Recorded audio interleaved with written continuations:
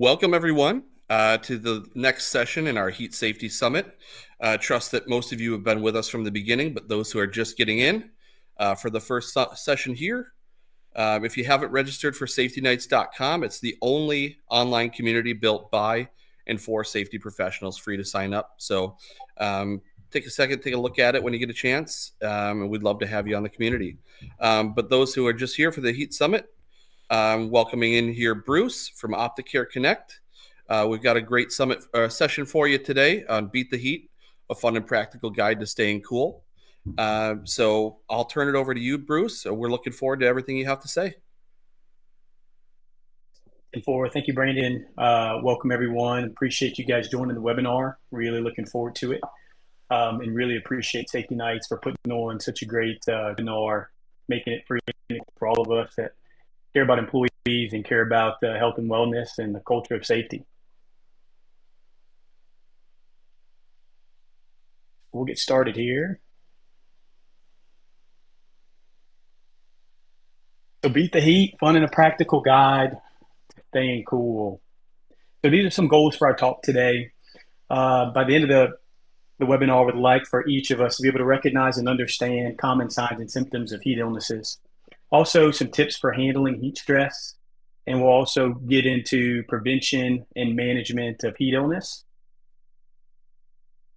So a little bit about me. I'm a nurse practitioner by trade and also the CEO and co-founder of Opticare Connect. So Opticare Connect, we provide injury management to companies all across the U.S., mainly in the lower 48. And how I got into this is I've got about 20 years experience working as a nurse practitioner and charge nurse in the emergency department, occupational medicine, urgent cares. And how we got into this is working in the ER, we would take care of a significant amount of occupational hazards, injuries, exposures. About 30% of these visits were warranted. The majority of them were not. And so from that, a couple of my business partners, physician, another nurse practitioner, we started to think outside the box, think about how we could be a resource to a lot of the safety supervisors, and started to formulate relationships and build programs with them and help them out on their end and how we could better manage their employees outside of the emergency department. Something about emergency departments, which if you guys are in the world of safety that you know, is that a lot of emergency department providers do not understand OSHA, nor do they understand, why you're trying to keep people out of there. So that's how we got started and how Opticare Connect was founded. So in the background there, just love to run and fish, and big LSU Tigers fan. So I like to do a race annually. It's called Finish at the 50. So you finish the run, the 10K, you finish on the 50-yard line, and try not to go into rhabdo or have any of the heat illnesses that we're about to discuss. So another little housekeeping thing, as we're getting through this, we'll try to take a little bit of a medical approach from the medical side, since that's my specialty. If you guys have any questions or anything like that, please throw them in the chat. If we don't address them as we go on, we'll definitely address them and have some time that we can communicate and talk about these things at the end. And looking forward to a nice little 30, 45 minutes with you guys.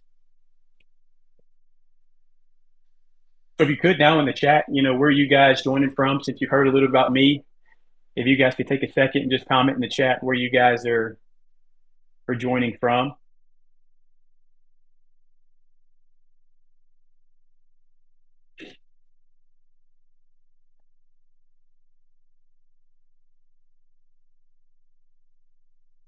Oh, there we go.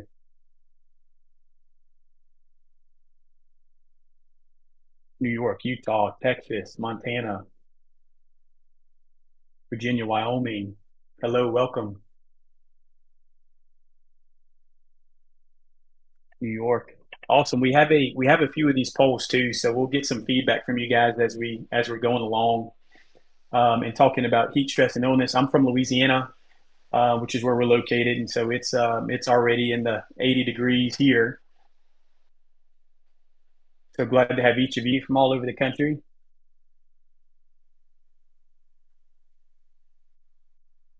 So another poll for you guys to answer here. What is the best liquid to consume when hot? Give you guys a few minutes to answer there. Water, Gatorade, electrolytes, it depends.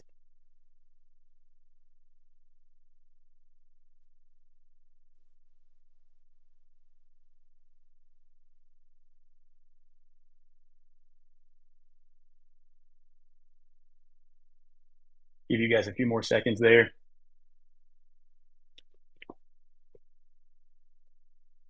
It's a little bit of a trick question, but the answer is water. So it looks like about a third of us got it right. And we'll kind of talk more into the details and the weeds about water is definitely the initial choice that we're trying to get on board for prevention and for management. So another poll here. According to OSHA, how many workers go full Homer Simpson, sweating buckets and yelling "No" from heat-related woes each year?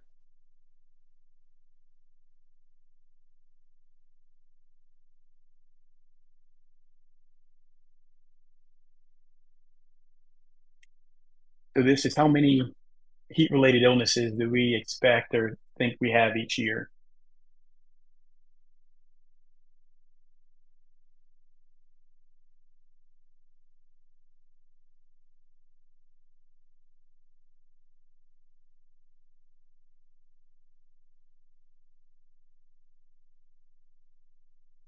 Pretty good. All right, so that number is just under 3,400. So those of you guys that answered that answer correctly, awesome job. All right, let's get into it. So heat stress, what is it? So heat stress is simply just the body's inability to adequately cool itself. So all of us have this amazing mechanism. The human body is an amazing, wonderful thing. Each of us have this innate cooling system, if you will. We'll talk about two of those just really quickly. Our blood acts as a cooling system. You'll start to get a little what we call tachycardic, or your heart will start to race as blood will start to flow to your extremities to attempt to cool itself. And the second thing, if the blood is having a little bit difficulty cooling itself, we have sweat glands, which all of you guys are familiar with, especially in the South. You get a little overheated and you start sweating, and that's just your body's way of attempting to cool itself and provide that thermoregulation. So there are all sorts of things that we will talk about that can impact that thermoregulation, from comorbidity status to the location that you're in, the attire that you're wearing, the amount of humidity, the heat index. All these things can impact the body's ability to be able to regulate itself. So anytime that there's more stress on the body than we're used to, than is able to cool itself, these things can start breaking down and we can start getting some issues with heat stress. So these are our global numbers from heat-related injuries annually. Over 2.8 million issues or illnesses, injuries related to heat injuries. As we all know about occupational injury, occupational management is that these numbers are typically grossly underreported. And this also are only according to, this also does not include numbers that OSHA provides as independent contractors and things like that are not under the same guidelines. The main stressor here to emphasize is that heat related injuries are 100% preventable. There are a lot of things that go into this as a safety supervisor. Some of these are in your wheelhouse and controllable, you're able to control, and some of these are not. So a lot of this does also require input, buy-in, having a prominent safety culture from your employees and getting them to buy in and trying to get creative and see how you can get buy-in from those guys. All right, I've got another pop quiz here. So which is not a type of heat illness?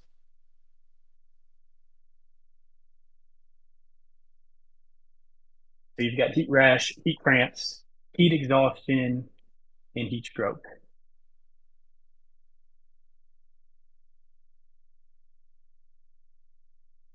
Any thoughts on these? Which of these is not a type of heat illness?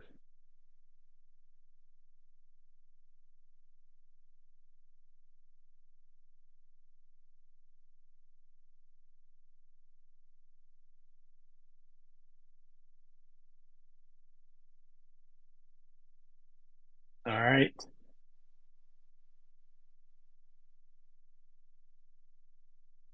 So all of these are different types of heat illnesses. We're going to address each of these in detail here in just a second. But yeah, it was just another setup here. All right, so symptoms of heat illness. So these are, we'll go into a little detail of these, and this is part of our thermoregulation breaking down. Body's having trouble cooling itself. These are the things that we'll start to see, whether you're in the field, indoors or outdoors. Heat injury and illness affect people, whether you're indoors or outdoors, whether you're in certain altitudes, also place different demands on the body. We'll talk about that also. So we'll start off with heat rash. These are just clusters of bumps that appear on the skin. Um, these will typically be on extremities and also the trunk. So heat rash, although it's one of the more minor symptoms of a heat illness, it's definitely something we want to pay attention to and not ignore. So anytime that we start recognizing any of these symptoms of the body beginning to break down and having trouble cooling itself and keeping up, it definitely warrants our attention to see how we can provide an intervention so that we don't progress to the next thing. The next thing on here to address muscle spasms. So most of you, if you've done any yard work or manual labor, most of us have had times where you start experiencing spasms, Charlie horses, um, and that's your body's way of telling you that we're out of electrolytes, we're out of fluids, and our muscles are having trouble, typically because we're depleted of calcium, potassium, magnesium, chloride, some common electrolytes that we need that the body's just deficient in. And go a step further with muscle spasms, and you'll also see this with heat strokes. Um, a lot of times when you're completely depleted of these, the muscles can become flaccid. So there's not spasms at all. You're just past the point of pure exhaustion, and those muscles won't even contract. So that's typically we're in a bind if we're experiencing flaccidity when it comes to our muscles. The next thing to address here is heat exhaustion, and this can present with fatigue, irritability, nausea, vomiting, heavy sweating, dizzy. We're starting to see an increase in that body temperature, also seeing an increase in that resting heart rate. Um, this is where we begin to have a little bit of a problem. Um, Next one here we'll talk about here, which is the most severe issue that we can have regarding heat illness. We can start have behavioral issues, confusion, irritability. These employees or patients can also become combative. They can develop seizures. They can also lose consciousness and have collapse. This is a very high body temperature that these patients will have, typically over 104 to 105 degrees. They will also have rapid pulse rates. So heat exhaustion and heat stroke, both of these type of employees and patients will have an elevated pulse.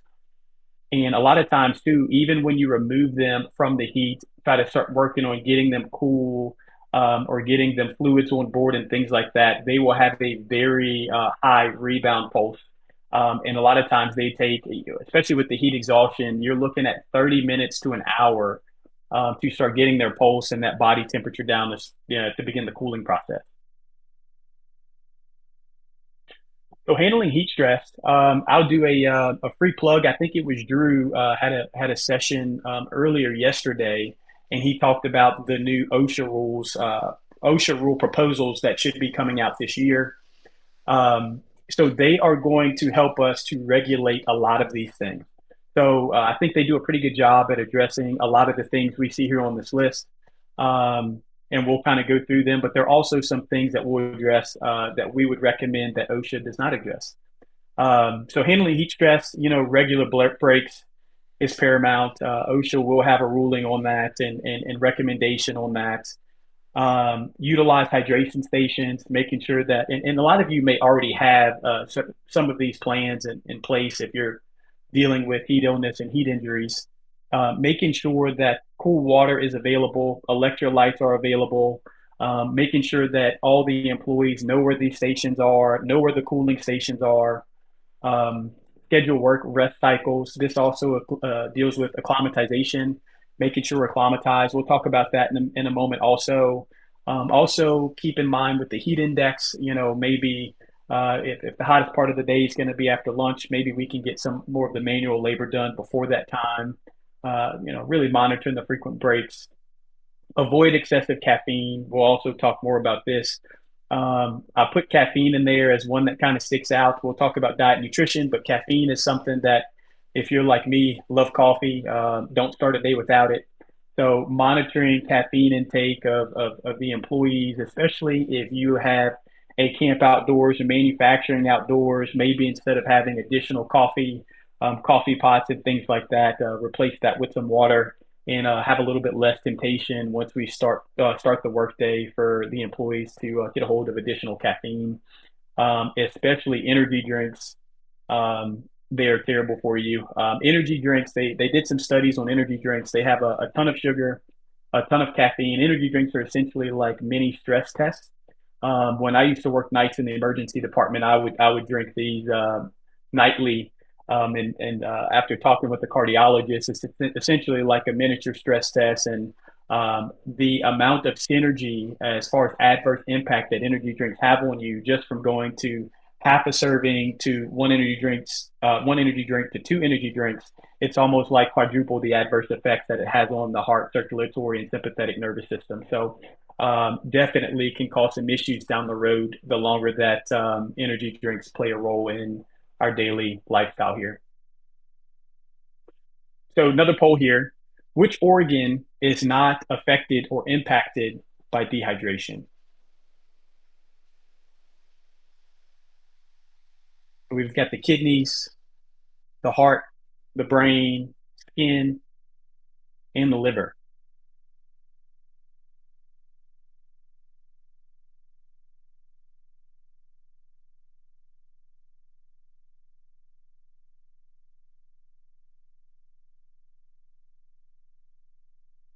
Give you guys a sec and we'll get into it.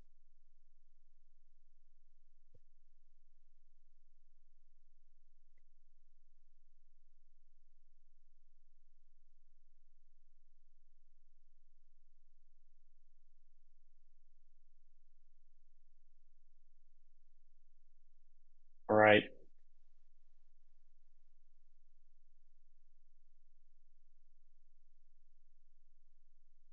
So the answer here is actually all of the above.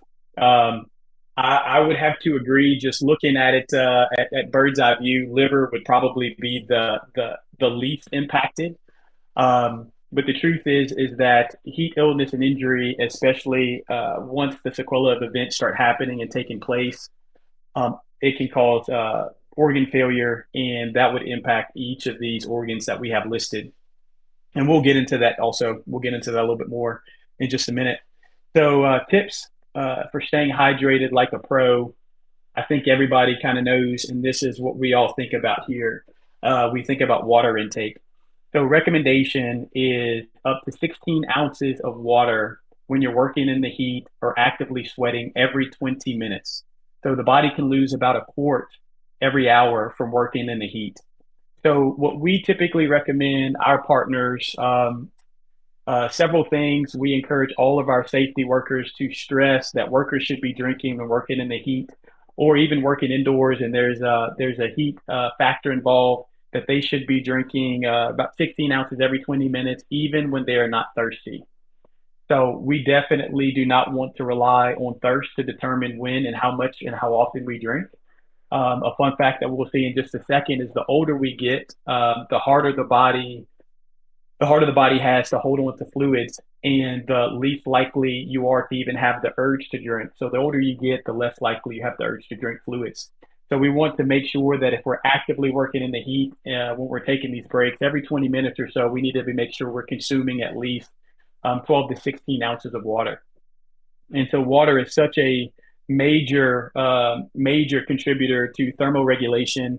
We also advise that within the first 2 hours, you continue to repeat that water intake every 15 to 20 minutes. If you're going to be working out longer than 2 hours in a workday, it is imperative to start getting those electrolytes in to prevent cramping, and also to try to thermoregulate the body's temperature, um, to keep that core temp down. Water, I think all of you guys understand the importance of that, but I do want to take a second to stress the importance of, let's look beyond water. A lot of times when we talk about hydration, we think about water and then our brain kind of stops or shuts off. There's some other factors that can play a major role with hydration. The first thing is diet and nutrition. So beyond water, when you think about snacks, energy drinks, maybe instead of grabbing the potato chips and things like that, we've got some of our partners that we work with that will actually provide fresh fruit, bananas, watermelon, strawberries, oranges, things like that to have some high water content type fruits and snacks for people to grab a hold of. And you want to try to avoid ultra processed foods. Again, some of this you can have control over when you're there at the workplace. And the other things to do is to really encourage our workforce that when they get home from work, to make sure that we properly hydrate and take care of our bodies. And again, we don't have as much control over that as supervisors, but it definitely plays a role on their hydration status moving forward, especially when you start to stack days. So, they may be okay on day one, and then as the week kind of goes along, it definitely can take a synergistic or cumulative effect on the body if we're not having enough water and if we're also poorly having poor nutrition at home. The second thing to discuss that I wanted to bring up for other factors affecting hydration is alcohol, alcohol after work. Had to bring this one up because alcohol naturally is a diuretic. And so essentially what that means is that alcohol competes with water for your hydration status and typically wins. So alcohol will diurese you. What that means is it's going to push water out of your system to dehydrate you, so that the body's organs can absorb the alcohol, which is your liver. So it acts as a diuretic. It also plays a major role with dehydration. The next thing to discuss, point number three, is your age. We kind of mentioned this briefly. So again, the older that we become, the more difficult it is for our bodies to retain water, and also the less likely that we have the urge to drink. So even though some of the older gentlemen on the yard may be just as strong as the younger guys, they don't typically bounce back as quickly, and have don't have all of the I guess alerts that we would as some of the younger guys. Next thing is for some of you guys that maybe work, I saw Montana earlier, locations working from some of you guys that are working maybe where there's some altitude or elevation, Colorado and different places. Anytime that you're at altitude or elevation, the body's demand also increases. And so that would also play an important part on our hydration status. So while you may not have the significant heat index, the body does work harder and does require more oxygen, more blood flow, more fluids to regulate itself at higher temperatures. I've been to some health and wellness conferences when it comes to alpinists and alpinism and altitude sickness and things like that. And the average oxygen saturation or pulse ox, like right now, all of us sitting in our office or somewhere, typically we'll have a pulse oxygen saturation between 95 and 100%. If those of you that have chronic obstructive pulmonary disease or some sort of restrictive lung disease, that number may be a little bit lower. But in healthy, fit humans, the average pulse ox at 30,000 feet or standing on the peak of Mount Everest is at 50 to 60%, which if any of us had a pulse ox here of 50 to 60%, we probably have a little bit of brain death and other organ death. And if you're a hiker, do any like 14ers or anything like that in Colorado or various places, at about 14,000 feet, you're looking at a resting oxygen saturation of about 80 to 90%. So that just kind of demonstrates the amount of hypoxia or lack of oxygen you have, not even exerting yourself for fit people being at those altitudes. Anyways, just interesting fun fact. The last thing to talk about, and this is also something to be aware of if you are managing employees, is medication.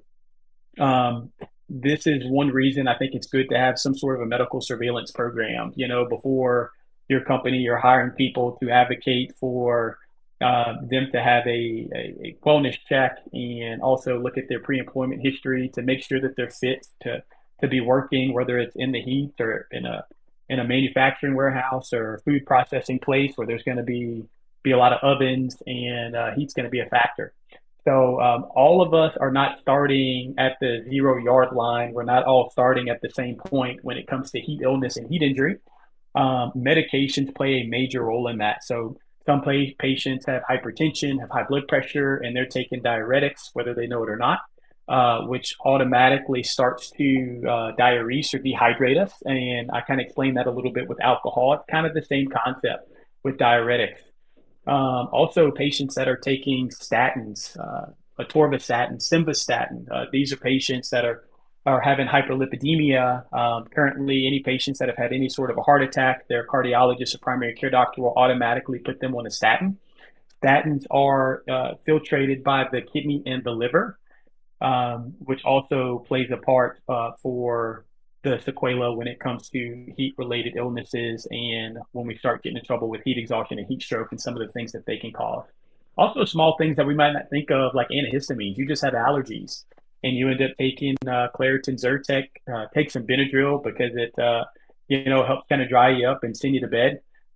All those things kind of play in a very important factor. Antihistamines, they have a drying, what we call an anticholinergic effect, and so they will dry you up, and that involves your fluids also. So these are some things just to consider that look beyond just water, beyond hydration, other factors that impact hydration. Um, Wanted to bring that up. And then the next slide here is about acclimatization and hot conditions. And so workers that fail to acclimatize have up to a 50% chance more likely to having a heat injury or heat illness. OSHA is going to have a recommendation on this. That recommendation, we'll get to that in a second. That recommendation is typically 4 to 5 days. And we'll talk more about that in just a moment. I mean, what is a good seminar on hydration without talking about urine? So, being able to monitor urine is an important thing. To tell you guys how important it is, what happens when the body starts getting stressed, and you may realize this if you've ever had an experience with heat illness yourself, is if you start to get dehydrated, your body starts holding on to all of its fluids. And so what you'll find is if you're doing work in the yard, you don't typically work out in the heat, or you have a new trainer at the gym trying a new workout or something of the sort, you will not urinate. So your body will hold on to urine, and it will do this for as long as it takes. It will do this for hours. So this is a early red flag. What I would encourage your employees and the supervisors is to make sure that employees are looking at the color of their urine when they go to the restroom, and that they are, firstly, they're going to the restroom. Some of the partners that we have will have bathrooms or porta potties that are air conditioned in certain places, and they actually will have kind of like a sign up sheet or list to tell. They write their name, they tell how many times they went to the restroom, and they'll also do the same thing at their hydration stations. And so we work with them with tracking how often people are urinating, how much they're drinking, and we also use this to do some analysis at the end of the year to determine if we've been able to prevent some heat injury and some heat illnesses. Um, Anytime that somebody does go to the restroom and they have cola colored urine, that is a problem. That is a big deal. It's not great water cooler talk about the color of your urine, but I think it does play a major role in seeing if we can prevent this sequela of these heat illnesses and injuries from progressing. So here's another poll. Which foods are rich in electrolytes? If you guys have any favorites, I think I kind of mentioned a few of these earlier. Bananas, tomatoes, nuts, leafy vegetables. I think I mentioned watermelon earlier.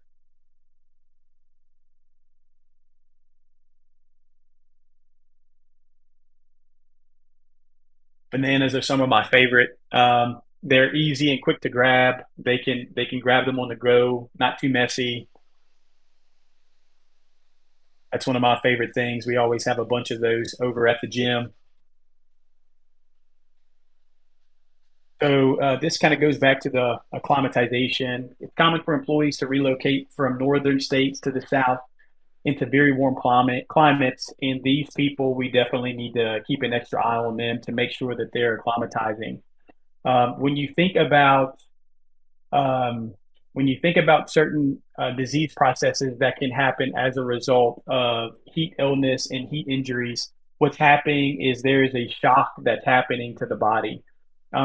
If you think about athletes that are um, training very hard, these guys are in tip-top shape, admittedly, much better shape than me. These guys frequently and regularly deal with heat injuries. A lot of our employees and workers are not college athletes, and those guys deal with heat injuries. And so, I mean, this is a real thing and a real problem that we definitely would be faced with. I'm sure all of you guys that joined have an interest in heat and keeping your workers safe. So OSHA does again have a recommendation on the acclimatization schedule. They recommend 4 to 5 days. Um, and so if somebody is new onto the job, there's a certain percentage of the workload that they recommend that you give them over the course of 5 days. If it's a new worker, 4 days if it's a returning worker. So we just erred on the side of caution and also added an extra couple days.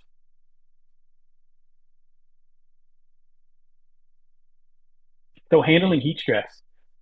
Team accountability, it is extremely important for the safety supervisor or what OSHA will refer to as some sort of a heat coordinator. If you have over 10 employees, OSHA is going to recommend or mandate that you have a heat coordinator on site that's monitoring your employees that are working and at risk for heat illness or injury.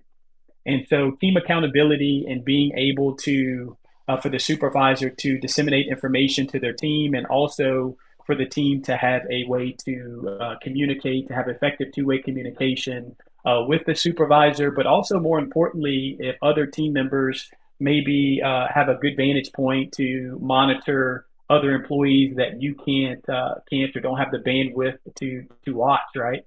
So other employees also not just understanding the importance of heat related illnesses, but knowing they also need to know the signs and symptoms and also have some accountability to where they can be looking out for their coworker because they will be some of the first ones to know any of these changes in behavior.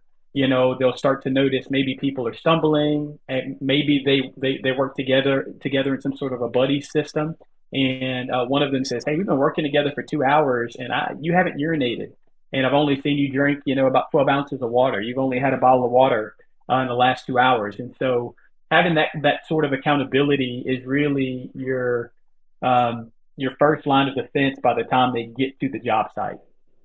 And again, we talked again about common signs and symptoms, and um, again, the cold, pale, cool skin, dizziness, headache, nausea, fatigue, heat rash, all of those things. I think the more that we can hear those things and the more that we can talk about those things around our employees, the more they become familiar with those things. And that way it'll become like second nature.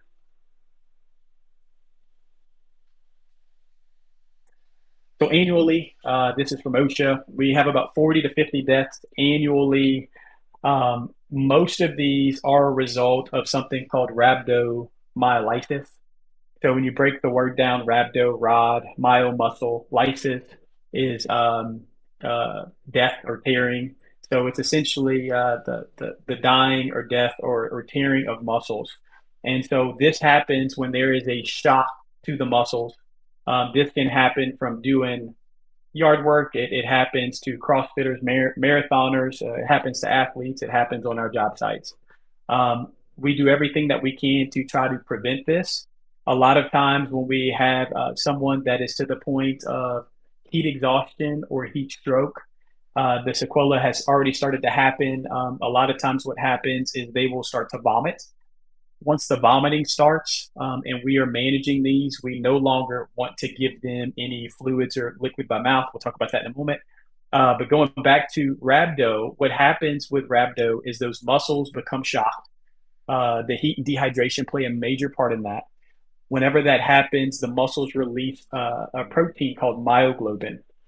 Once myoglobin is released, the kidneys, which are our filtration system, myoglobin is nephrotoxic, which means that the kidneys do not like to filter myoglobin. So once that myoglobin hits the kidneys, the kidneys start having what we call acute kidney injury, which can also progress to acute renal failure or rhabdomyolysis, which is a type of renal failure. Okay. Um, Once we have rhabdo, okay, these people should be in an emergency department. When we take care of these patients, I've taken care of numerous of these patients. If they are treated promptly, many of these patients get a couple liters of fluid, maybe a bag of some lactated ringers, which replenishes some electrolytes. A lot of these patients can go home.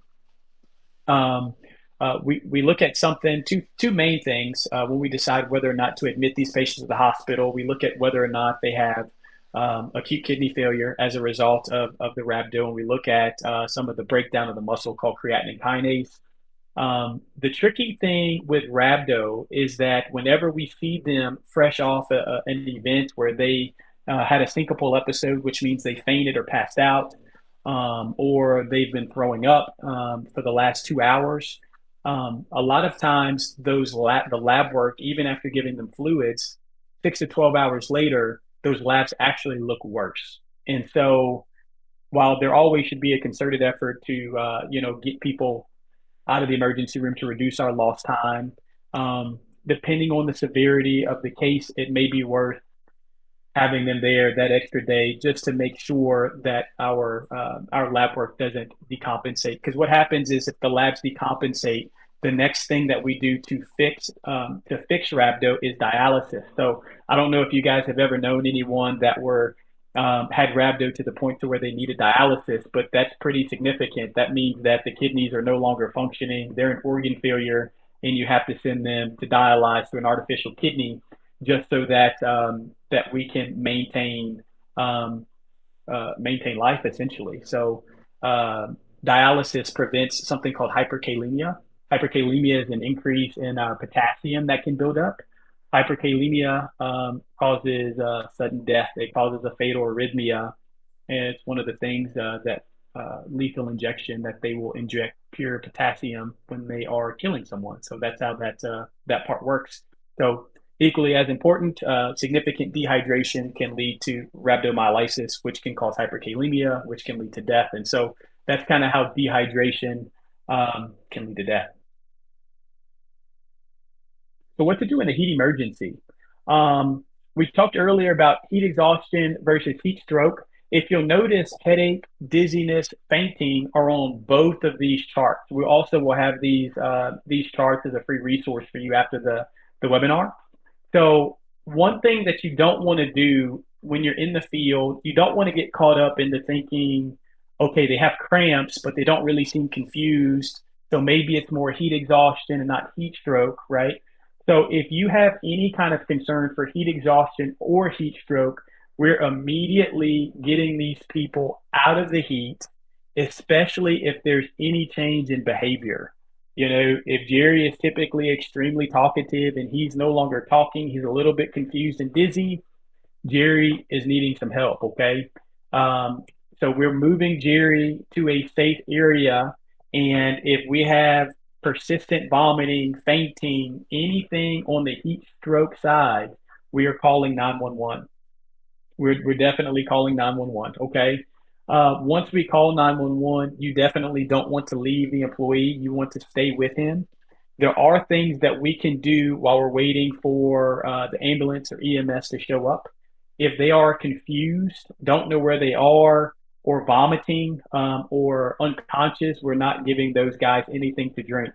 So the immediate thing that we're doing as we're waiting for the lights and sirens to show up is that we are trying to cool them. Okay.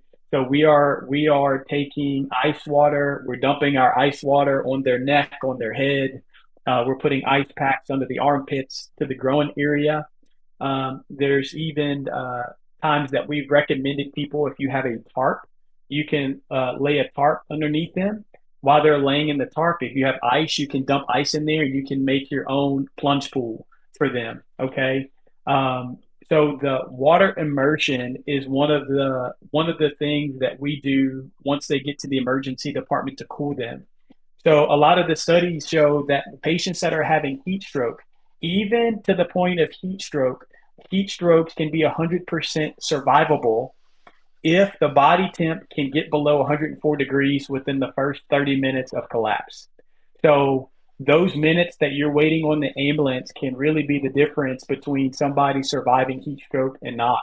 So you being able to, dump some ice water on them, put it down their shirt, under those armpits and things like that can really play a vital role.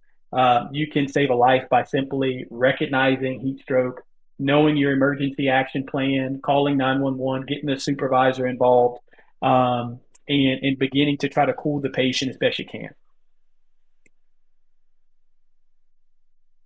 So, next poll question: how many of you have an emergency action plan?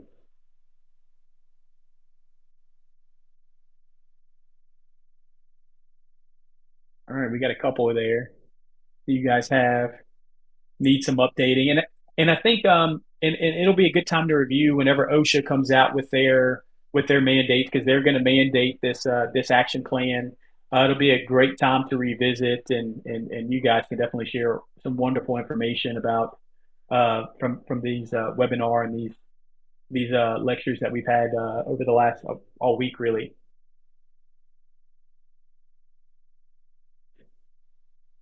Next poll: how many of you have a culture of safety reporting? So we hit on this earlier. We deal with a lot of underreporting, and one of the things that our company does whenever we partner with new companies, we dive into what most of their injuries are, whether it's heat involved and manufacturing, if it's crush injuries, sprains, strains. We also provide a lot of teaching and really work with companies on their culture of safety and their culture of reporting, um, and really try to remove any kind of negative connotation that it comes to reporting.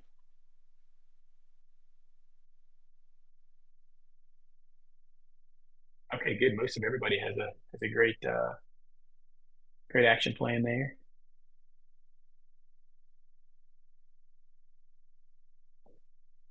All right, guys. If there's any you want to chat about any heat illness or injury or any kind of injury management at all, would love to connect with you guys and talk more about it. Definitely passionate about working with safety supervisors and just talk about how we can make our environment more safety for these employees so that they can all go home to their families each night. That's kind of why we exist and why we do what we do. So if you guys have any questions, we can definitely open it up. Um, would love to hear if you guys have any questions.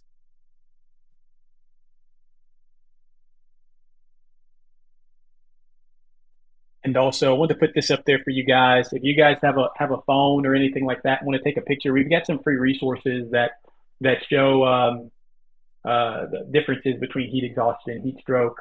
Just reminders. You guys can laminate these. Y'all can put them up at the job site.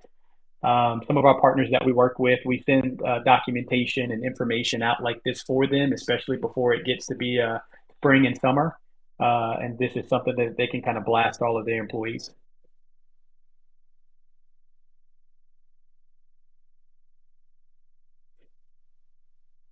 All right, a couple more QR codes for you guys. Want to learn more about any of the services that we provide, or take some time, would love to get with you guys and discuss anything injury management. So definitely appreciate you guys' time and appreciate the opportunity to share.